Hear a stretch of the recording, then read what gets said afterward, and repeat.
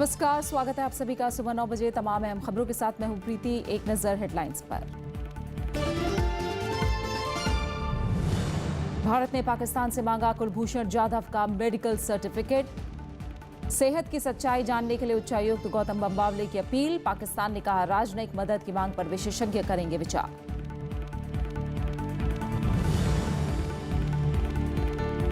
लोकपाल कानून लागू नहीं होने पर सुप्रीम कोर्ट नाराज। कहा बिना बदलाव के हो सकता है अमल। कानून में संशोधन की दलील खारिज।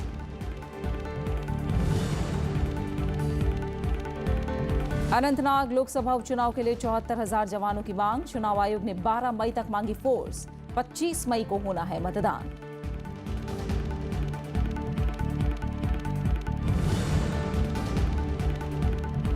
बैलिस्टिक मिसाइल अग्नि-3 का सफल परीक्षण। 5,000 किलोमीटर तक कर सकती है मार।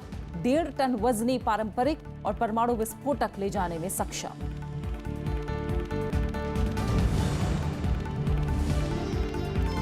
और एशियन बैडमिंटन चैंपियनशिप के क्वार्टर फाइनल में पीवी सिंधु का चीनी खिलाड़ी हे बिंगजियाओ से मुकाबला आज। अजय जयराम टूर्नामेंट से बाहर। एशियाई स्नूकर चैंपियनशिप के सेमीफाइनल में पंकज आडवाणी। भारत ने कुलभूषण जाधव के बारे में तथ्य छिपा रहे पाकिस्तान पर दबाव बढ़ाया है। इस्लामाबाद स्थित भारतीय उच्चायुक्त गौतम बंबावले ने गुरुवार को फिर पाकिस्तान सरकार से कुलभूषण जाधव की मेडिकल रिपोर्ट मुहैया कराने का अनुरोध किया। जाधव की सेहत की सच्चाई जानने के लिए भारत ने उनका मेडिकल सर्टिफिकेट मांगा है।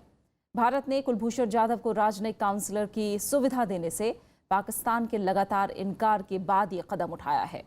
इस बीच पाकिस्तानी विदेश मंत्रालय के प्रवक्ता ने गुरुवार को कहा कि राजनयिक मदद देने की भारतीय उच्चायोग की अपील पर विशेषज्ञ विचार करेंगे। कुलभूषण जाधव की मां की अर्जी पाकिस्तान को सौंपने के एक दिन बाद ये बयान आया है। जाधव की मां ने बुधवार को भारतीय उच्चायोग की मदद से कुलभूषण जाधव की सजा रद्द करने और उन्हें रिहा करने की अपील दायर की थी। उनकी मां ने पाकिस्तान जाने के लिए वीजा भी मांगा है। मुद्दा बहुत गंभीर है और हमने जैसा कि आपने कहा 16 बार पाकिस्तान से ये मांग करी है कि भारतीय नागरिक हैं, गैरकानूनी तरीके से वो पाकिस्तान के कस्टडी में हैं, उन पे बेबुनियाद आरोप है और इसलिए हमको उनसे कौंसलर भेंट करने की अनुमति दी जाए। तो वो 40 दिन की मियाद ना निकल जाए, इसलिए उन्होंने भारत सरकार से गुजारिश करी कि भारत सरकार उनकी अपील को और उनकी याचिका को पाकिस्तान में संबंधित अधिकारियों तक पहुंचा दे। और हमने वो काम कल पूरा किया है। हमने कल पाकिस्तान की सरकार को उनकी याचिका और उनकी अपील हैंडओवर कर दी है। सुप्रीम कोर्ट ने लोकपाल कानून के अमल नहीं होने पर सख्त रुख दिखाया है। कोर्ट ने कहा कि इसके क्रियान्वयन को लटकाए रखना न्याय संगत नहीं है। शीर्ष अदालत ने कहा है कि लोकपाल कानून में बिना संशोधन के ही काम किया जा सकता है। कोर्ट ने लोकपाल की नियुक्ति में देरी को लेकर केंद्र सरकार की दलील को भी नाकाफी बताया। सुप्रीम कोर्ट का मानना है कि 2013 का लोकपाल और लोकायुक्त कानून व्यावहारिक है। कोर्ट ने कहा कि लोकपाल कानून पर बिना संशोधन के ही काम किया जा सकता है। शीर्ष अदालत ने बेवजह इस कानून को इतने लंबे वक्त तक लटकाने पर चिंता जताई। सुप्रीम कोर्ट ने कहा कि लोकपाल कानून आज जिस रूप में है वो अपने आप में सक्षम है और लोकपाल की नियुक्ति के लिए केंद्र सरकार को संशोधन के इंतजार की जरूरत नहीं है।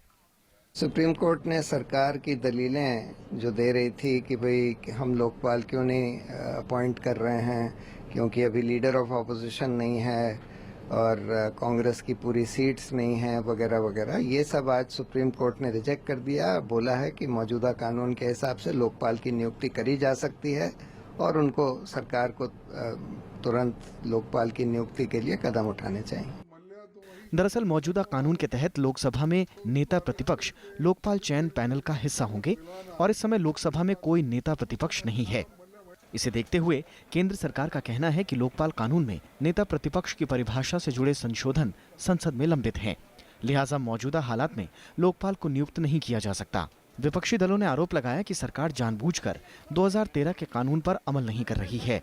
This is the same BJP that did so many dharnas and did not allow entire sessions of parliament talking piously about the Lokpal. And now when the time has come for them to do it, they do not implement it. Now let us see whether this government will obey the Supreme Court or the apex court, whether they will actually implement it or not. सरकार को अगर चाहिए था तो ये ordinance लाके भी उसके अंदर फेरबदल कर सकती थी। प्रधानमंत्री सर्वदलीय बैठक बुला सकते थे, मगर अभी तक प्रधानमंत्री ने और केंद्र सरकार ने इस विषय में एक कदम भी नहीं उठाया। उल्टा उन्होंने जानबूझ के इसको कोर्ट में फंसा दिया है, और जब भी लोकपाल के बारे में बात होती है तो ये कहते हैं कि ये मामला कोर्ट में लंबित है। पक्ष नेता नहीं बोल के आप ये टाल रहे हैं। ये जनता को जो अधिकार है या जनता की जो इच्छा है उसका अनादर है, क्योंकि पूरी जनता रास्ते पर उतर गए थे ना। लोकपाल की नियुक्ति की मांग से जुड़ी याचिकाओं पर शीर्ष अदालत ने 28 मार्च को फैसला सुरक्षित रख लिया था। दरअसल लोकसभा में सबसे बड़ी विपक्षी पार्टी कांग्रेस के पास सिर्फ 45 सदस्य हैं और नेता विपक्ष के लिए 10% सदस्य होना जरूरी है।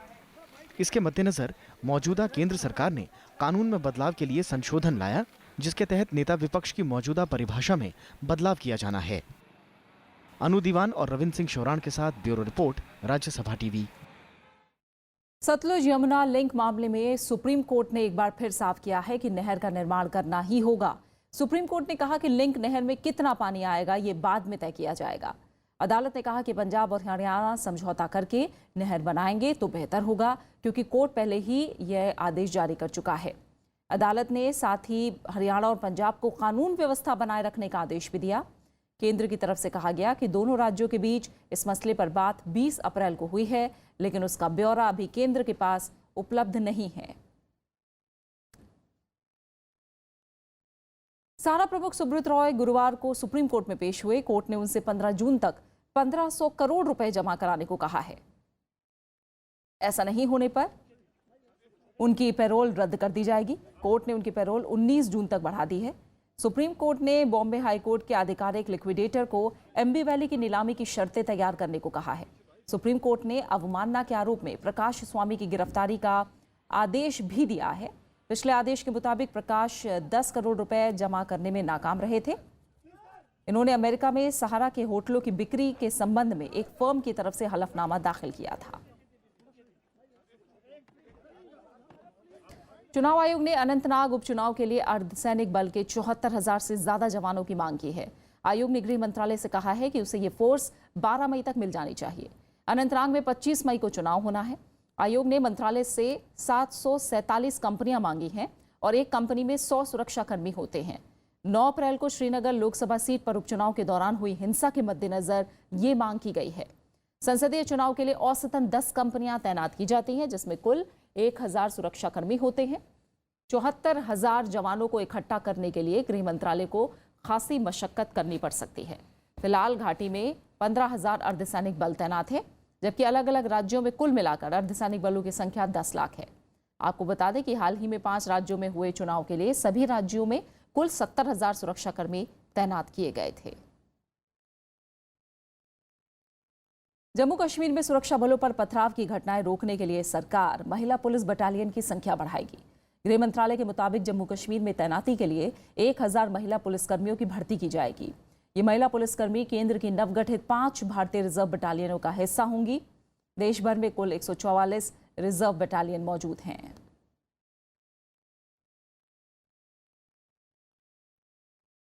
जम्मू कश्मीर के लिए घोषित प्रधानमंत्री पैकेज से जुड़ी 1/4 परियोजनाओं के लिए केंद्र सरकार धनराशि जारी कर चुकी है।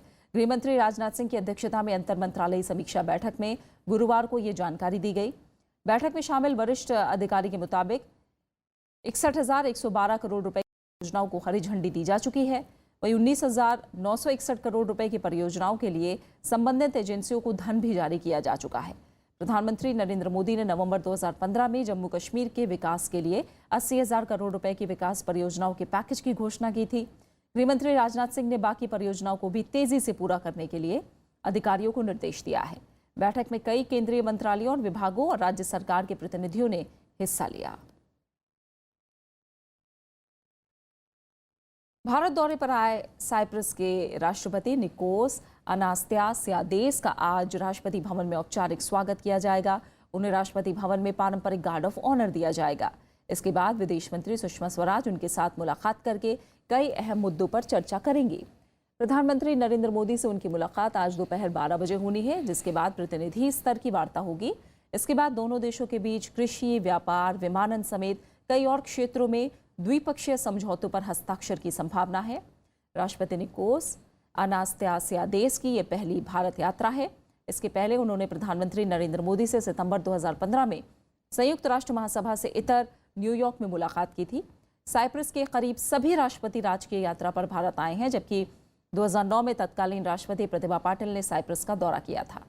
दोनों देशों के बीच अच्छे आर्थिक संबंध भी रहे हैं और साइप्रस भारत में एक प्रमुख निवेशक है। प्रधानमंत्री नरेंद्र मोदी ने गुरुवार को शिमला में महत्वाकांक्षी उड़ान योजना की शुरुआत की। इस योजना का मकसद छोटे शहरों के आम नागरिकों को सस्ती दरों पर हवाई सेवाएं मुहैया कराना है। प्रधानमंत्री नरेंद्र मोदी ने गुरुवार को शिमला के जुबरहट्टी हवाई अड्डे पर कडप्पा हैदराबाद, शिमला दिल्ली और नांदेड़ हैदराबाद वायुसेना को हरी झंडी दिखाकर रवाना किया। इस मौके पर प्रधानमंत्री ने कहा कि इस योजना से हवाई सफर बेहद सस्ता हो जाएगा। ये सफर ऐसी है जो समय भी बचाएगी और इसका खर्च टैक्सी में अगर किलोमीटर का 10 रुपया लगता है तो नई पॉलिसी के तहत हवाई यात्रा का किलोमीटर का खर्चा सिर्फ 6 या 7 रुपया लगेगा। उड़ान योजना के तहत विमान से 1 घंटे का करीब 500 किलोमीटर सफर 2,500 रुपए में किया जा सकता है। हालांकि लंबे उड़ान अवधि के लिए ज्यादा किराया देना होगा। योजना में 128 वायु मार्ग और 70 हवाई अड्डों को जोड़ा जा रहा है। इनमें उन हवाई अड्डों को शामिल किया गया है जहां कम विमान उड़ान भरते हैं। 70-75 ही एयरपोर्ट है जो कमर्शियल पर्पज के लिए काम आ रहे हैं। इस नई पॉलिसी के द्वारा 1 साल के भीतर 30 से ज्यादा नए एयरपोर्ट कमर्शियल एक्टिविटी के लिए जोड़ दिए हैं। हालांकि उड़ान योजना में विमान के आधे टिकट ही सस्ते दामों पर बेचे जाएंगे, जबकि बाकी टिकट बाजार मूल्यों पर मिलेंगे। इस योजना का ऐलान पिछले साल अक्टूबर में हुआ था।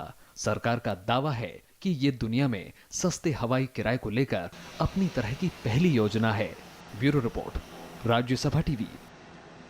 उत्तराखंड हाईकोर्ट ने कल ईवीएम में छेड़छाड़ के आरोपों पर चुनाव आयोग और राज्य सरकार को नोटिस जारी करके 6 हफ्ते में जवाब मांगा है। हालिया विधानसभा चुनाव में विकासनगर सीट से कांग्रेस उम्मीदवार नवप्रभात ने याचिका दायर करके ईवीएम से छेड़छाड़ का आरोप लगाया। कोर्ट ने विकासनगर के जुडिशियल मजिस्ट्रेट को ईवीएम जब्त करके सील करने का निर्देश दिया। याचिका में मतदाता सूची में कई फर्जी नाम होने का आरोप लगाया गया है। याचिकाकर्ता का दावा है कि विकासनगर से जीते बीजेपी उम्मीदवार मुन्ना सिंह चौहान का नाम 2 और जगहों की मतदाता सूची में भी दर्ज है। कांग्रेस उपाध्यक्ष राहुल गांधी ने दिल्ली कांग्रेस प्रमुख अजय माकन और राज्य के पार्टी प्रभारी पीसी चाको को पद पर बने रहने को कहा है। राहुल गांधी ने दोनों नेताओं से कहा कि बीते विधानसभा चुनाव के बाद से कांग्रेस ने प्रदर्शन में सुधार किया है और आगे पार्टी को और मजबूत करने के लिए प्रयास किए जाने की जरूरत है। बुधवार को एमसीडी चुनाव परिणाम आने के बाद हार की जिम्मेदारी लेते हुए दोनों नेताओं ने पद से इस्तीफा देने की बात कही थी।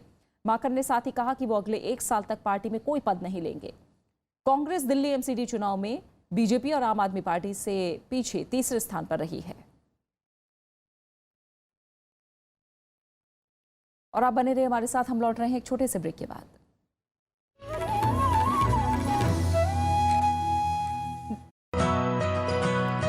आज हम बात करने जा रहे हैं डॉक्टर राजेंद्र प्रसाद द्वारा लिखित पुस्तक चंपारण में महात्मा गांधी पर। गांधी के व्यक्तित्व की विशेषता ये थी कि वो अपने ढंग के परफेक्शनिस्ट थे। वक्तबद्ध ढंग से लिखा उन्होंने। इतना डिटेल तो हम किसी लेखक को जाते हुए देखते नहीं हैं। शिक्षा के क्षेत्र में, सफाई के क्षेत्र में, छुआछूत के क्षेत्र में गांधी ने सचमुच एक ऐसा आंदोलन छेड़ा जो हर सब तरह से वो देश के हित में था। भारत के प्रथम राष्ट्रपति डॉक्टर राजेंद्र प्रसाद की ऐतिहासिक किताब चंपारण में महात्मा गांधी पर प्रसिद्ध गांधीवादी लेखक और वरिष्ठ अधिवक्ता फणीश सिंह से खास बातचीत। देखिए किताब सिर्फ राज्यसभा टीवी पर।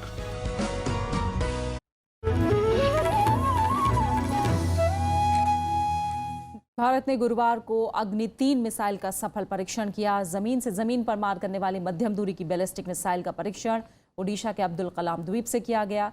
ये मिसाइल परमाणु हथियार ले जाने में सक्षम है और 3,500 किलोमीटर तक किसी भी लक्ष्य को भेद सकती है। 17 मीटर लंबी, 2 मीटर चौड़ी और 50 टन की मिसाइल 1.5 टन विस्फोटक ढोने की क्षमता रखती है। ये मिसाइल अत्याधुनिक प्रणाली से लैस है। इसका पहला परीक्षण 9 जुलाई 2006 को किया गया था। परीक्षण के दौरान रक्षा मंत्रालय से जुड़े ITR और DRDO के वरिष्ठ अधिकारी और वैज्ञानिक मौजूद थे। वित्त सचिव अशोक लवासा की अध्यक्षता वाली एक समिति ने कई सरकारी भत्तों को खत्म करने की अपील की है। समिति ने गुरुवार को 47 लाख सरकारी कर्मचारियों के भत्तों से जुड़ी रिपोर्ट वित्त मंत्री अरुण जेटली को सौंपी। पैनल ने तमाम भत्तों को या तो खत्म करने या उन्हें दूसरे भत्तों में समाहित करने का सुझाव दिया है। समिति ने करीब 196 भत्तों में से 52 को पूरी तरह खत्म करने और 36 दूसरे को अन्य बड़े भत्तों में शामिल करने का सुझाव दिया है। समिति ने आवास किराया भत्ते HRA में 8 से 24% के इजाफे का सुझाव दिया है।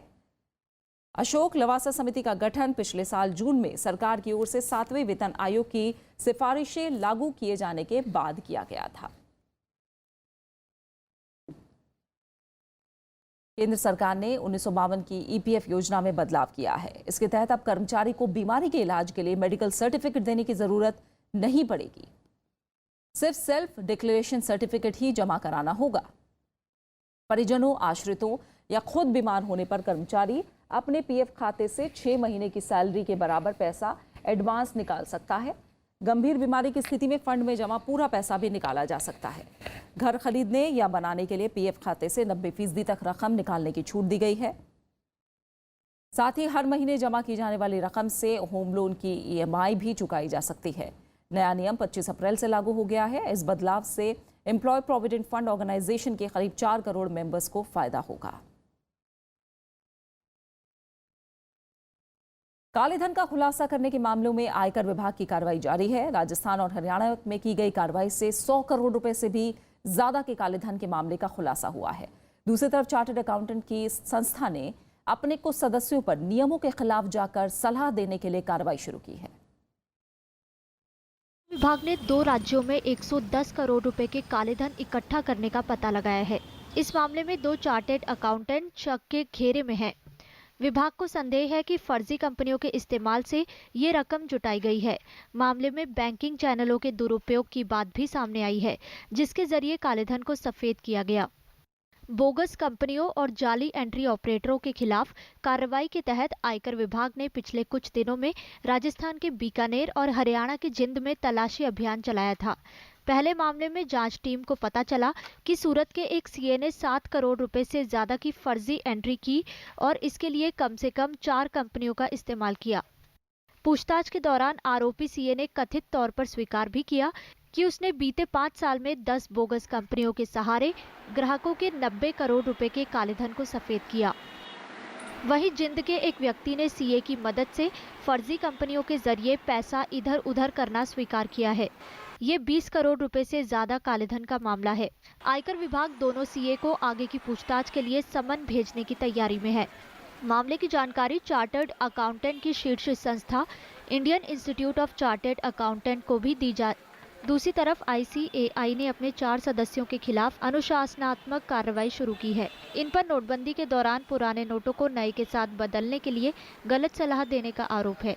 हालांकि इस संबंध में कोई ब्यौरा जारी नहीं किया गया है। Bureau report, Rajya Sabha TV. Bharat और पोलैंड कृषि क्षेत्र में सहयोग बढ़ाएंगे। उपराष्ट्रपति मोहम्मद हामिद अंसारी की मौजूदगी में कल राजधानी वॉर्सो में इस करार पर दस्तखत हुए। पोलैंड ने NSG और सुरक्षा परिषद में भारत की स्थायी सदस्यता का समर्थन करने की बात दोहराई है। पोलैंड की राजधानी वार्सा में गुरुवार को उपराष्ट्रपति मोहम्मद हामिद अंसारी और पोलैंड के प्रधानमंत्री विएटा जाइडलो की मुलाकात हुई। दोनों नेताओं ने भारत और पोलैंड के रिश्तों को और मजबूत करने का फैसला किया। दोनों देशों ने कृषि क्षेत्र में सहयोग बढ़ाने के लिए करार भी किया। We feel that there is much scope for our cooperation in sectors like food processing, solar energy, clean coal, treatment of wastewater and solid waste, where Polish expertise can find opportunities in the rapidly growing Indian market. दोनों देशों ने आतंकवाद के खिलाफ विस्तृत रणनीति पर जोर दिया। भारत ने कई अंतर्राष्ट्रीय संगठनों की सदस्यता के लिए पोलैंड से मिले समर्थन पर आभार जताया। We appreciate the support extended by Poland to India's membership of Missile Technology Control Regime and India's appreciation for the membership of the Nuclear Suppliers Group. We are happy to have Poland's support for India's claim for permanent membership of an expanded UN Security Council. Poland ने भारत की आर्थिक प्रगति और उसके बढ़ते असर का स्वागत किया। पोलैंड का मानना है कि दोनों देश खनन, रक्षा और उड्डयन क्षेत्र में सहयोग बढ़ा सकते हैं। पोलैंड में भारत का करीब 3 अरब डॉलर का निवेश है। पोलैंड का भारत में निवेश 30 करोड़ डॉलर का है। मध्य यूरोप में पोलैंड भारत का सबसे बड़ा व्यापारिक साझीदार है। कई भारतीय छात्र पोलैंड में उच्च शिक्षा हासिल कर रहे हैं। दोनों देशों के बीच कृषि क्षेत्र में सहयोग बढ़ाने के अलावा waste management, solar sector, clean coal को लेकर भी तमाम समझौतों की उम्मीद जताई गई है। कैमरामैन अनिर्बान और सहयोगी कृति मिश्रा के साथ वार्शा से अमृता राय, राज्यसभा टीवी के लिए। उपराष्ट्रपति मोहम्मद हामिद अंसारी ने पोलैंड के आर्थिक विकास मंत्रालय की तरफ से आयोजित व्यापार फोरम के कार्यक्रम में भी कल शिरकत की। वहां के कारोबारियों को उन्होंने भारत में निवेश करने का न्योता दिया। इसके अलावा उपराष्ट्रपति पोलैंड में रह रहे भारतीयों से भी मिले। उन्होंने अपनी पोलैंड यात्रा को पूरी तरह सफल बताया है। उपराष्ट्रपति मोहम्मद हामिद अंसारी ने गुरुवार को वार्सा में कारोबारियों से जुड़े एक कार्यक्रम को संबोधित किया। वैश्विक मंच पर भारत की आर्थिक उपलब्धियों का जिक्र करते हुए उन्होंने भारत में निवेश का न्योता भी दिया। व्यापार के लिए अनुकूल माहौल का जिक्र करते हुए उपराष्ट्रपति ने कहा कि भारत में विदेशी प्रत्यक्ष निवेश में भारी इजाफा हुआ है। 2016 में एफडीआई के तहत निवेश का आंकड़ा 50 अरब डॉलर तक पहुंच गया। With a growth rate of over 7% despite the general global turndown, India today is not just the fastest growing major economy in the world, it's also one of the most open and welcoming destinations for investments and technologies. उपराष्ट्रपति ने कहा कि Poland के जो कारोबारी Europe से बाहर व्यापारिक मौकों की तलाश में रहते हैं, उनके लिए भारत एकदम सही जगह है। शिक्षा क्षेत्र में सहयोग पर जोर देते हुए उन्होंने कहा कि भारतीय युवा हमेशा पोलैंड की ओर से उपलब्ध कराए जाने वाले अवसरों की तलाश में रहते हैं। We already have some 2,500 Indian students in Poland. These students add to the resources of Poland's distinguished universities and will act as a bridgehead for our future engagements. दोनों देशों ने आने वाले सालों में आपसी व्यापार बढ़ाने का लक्ष्य भी तय किया है। उपराष्ट्रपति मोहम्मद हामिद अंसारी ने सरकार के कई प्रोग्राम जैसे कि make in India, skill India और डिजिटल इंडिया का हवाला देते हुए कहा कि अब पोलिश कंपनियों के लिए भारत में व्यापार करना और आसान हो जाएगा। दोनों देशों ने 2018 तक अपने बायलैटरल ट्रेड को डबल करने का टारगेट रखा है। ऐसे में इस तरह के इकोनॉमिक एंगेजमेंट से दोनों देशों के रिश्तों में और मजबूती आएगी। इसके अलावा उपराष्ट्रपति भारतीय समुदाय से जुड़े एक कार्यक्रम में भी शामिल हुए। यहाँ उन्होंने अपनी पोलैंड यात्रा को पूरी तरह से सफल बताते हुए कहा कि 25 घंटे काफी कम समय होता है, लेकिन पोलैंड में बिताया ये वक्त बेहद सार्थक रहा। उपराष्ट्रपति ने कहा कि शीर्ष नेतृत्व से चर्चा के दौरान दोनों देश एक दूसरे की क्षमताओं से और ज्यादा परिचित हुए हैं। कई नए क्षेत्र उभरकर सामने आए जहां सहयोग से संबंधों को बढ़ाया जा सकता है। उन्होंने दोनों देशों के बीच सहयोग बढ़ाने में भारतीय समुदाय के योगदान की तारीफ भी की। वार्सा से कृति मिश्रा के साथ अमृता राय, राज्यसभा टीवी। राष्ट्रपति प्रणब मुखर्जी ने गुरुवार को संसद परिसर में साल 2016 के लिए बांग्ला कवि शंख घोष को ज्ञानपीठ पुरस्कार से नवाजा। 2 दशकों के बाद किसी बांग्ला लेखक को देश का सर्वोच्च साहित्य सम्मान मिला है। पुरस्कार के रूप में शंख घोष को वाग्देवी की प्रतिमा, 11 लाख रुपए और प्रशस्ति पत्र प्रदान किया गया। 1932 में जन्मे घोष को कवि, आलोचक और विद्वान के तौर पर जाना जाता है। उनकी प्रमुख रचनाओं में आदिम, लता, गुलमुमोय, मुखरे बारो, सामाजिक नोय, बाबोरेर प्रार्थना, दिनगुली रातगुली और निहिता पाताल छाया शामिल हैं। A professor of Bengali and an authority in his own right on the works of Rabindranath, Shankh Ghosh represents the fluid brilliance that characterizes India's multifarious literacy genius. और खेल की दुनिया से अहम खबरें। भारतीय शटलर पीवी सिंधु चीन के वुहान में चल रहे एशिया बैडमिंटन चैंपियनशिप टूर्नामेंट के क्वार्टर फाइनल में पहुंच गई हैं। प्री क्वार्टर फाइनल में कल उन्होंने जापान के खिलाड़ी आया ओहोरी को सीधे सेटों में 21-14, 21-15 से हराया। क्वार्टर फाइनल में आज पीवी सिंधु का मुकाबला चीन के खिलाड़ी हे बिंगजियाओ से होगा। उधर पुरुष एकल वर्ग में जयराम की चुनौती खत्म हो गई है। प्री क्वार्टर फाइनल में जयराम को चीनी ताइपे के खिलाड़ी हु जिन हाओ से मात मिली। Pankaj Advani Asia snooker championship के सेमीफाइनल में पहुंच गए हैं।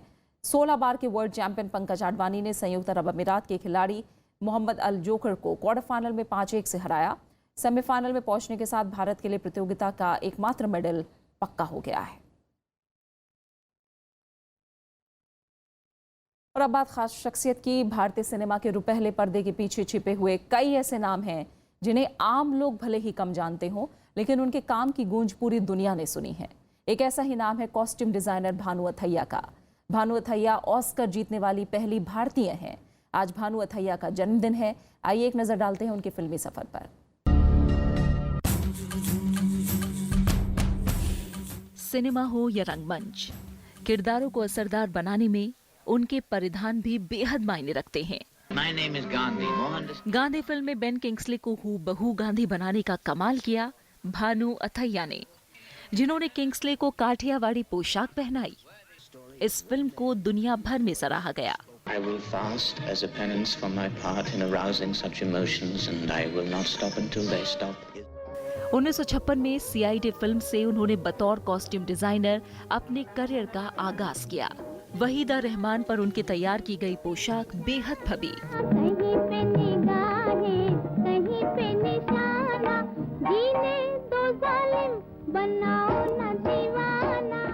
फिल्म 420 के इस गाने में नादिरा के लिए तैयार की गई ड्रेस से उन्हें पूरी इंडस्ट्री में बड़ी पहचान मिली। मुड़ मुड़ के ना देख, मुड़ मुड़ के ना देख, मुड़ मुड़ के।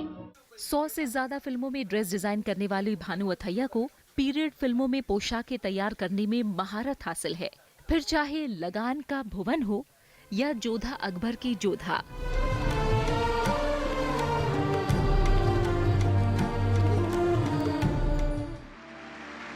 ऑस्कर को घर लाने वाली पहली भारतीय भानु अथैया ही हैं। 1983 में गांधी फिल्म के लिए भानु ने कॉस्ट्यूम डिजाइनर का ऑस्कर जीता। It's too good to believe. Thank you, Academy. इसके अलावा उन्हें राष्ट्रीय फिल्म पुरस्कार समेत कई पुरस्कारों से नवाजा जा चुका है। Bureau report, Rajya Sabha TV. और अब आखिर में हेडलाइंस। भारत ने पाकिस्तान से मांगा कुलभूषण जाधव का मेडिकल सर्टिफिकेट। सेहत की सच्चाई जानने के लिए उच्चायुक्त गौतम बंबावले की अपील। पाकिस्तान ने कहा राजनयिक मदद की मांग पर विशेषज्ञ करेंगे विचार। लोकपाल कानून लागू नहीं होने पर सुप्रीम कोर्ट नाराज, कहा बिना बदलाव के हो सकता है अमल। कानून में संशोधन की दलील खारिज।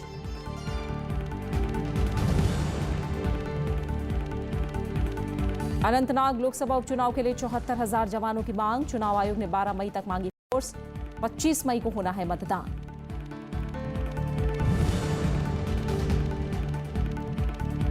बैलिस्टिक मिसाइल अग्नि 3 का सफल परीक्षण। 5,000 किलोमीटर तक कर सकती है मार। 1.5 टन वजनी पारंपरिक और परमाणु विस्फोटक ले जाने में सक्षम। और एशियन बैडमिंटन चैंपियनशिप के क्वार्टर फाइनल में पीवी सिंधु का चीनी खिलाड़ी हे बिंगजियाओ से मुकाबला आज। अजय जयराम टूर्नामेंट से बाहर। एशिया स्नूकर चैंपियनशिप के सेमीफाइनल में पंकज आडवाणी।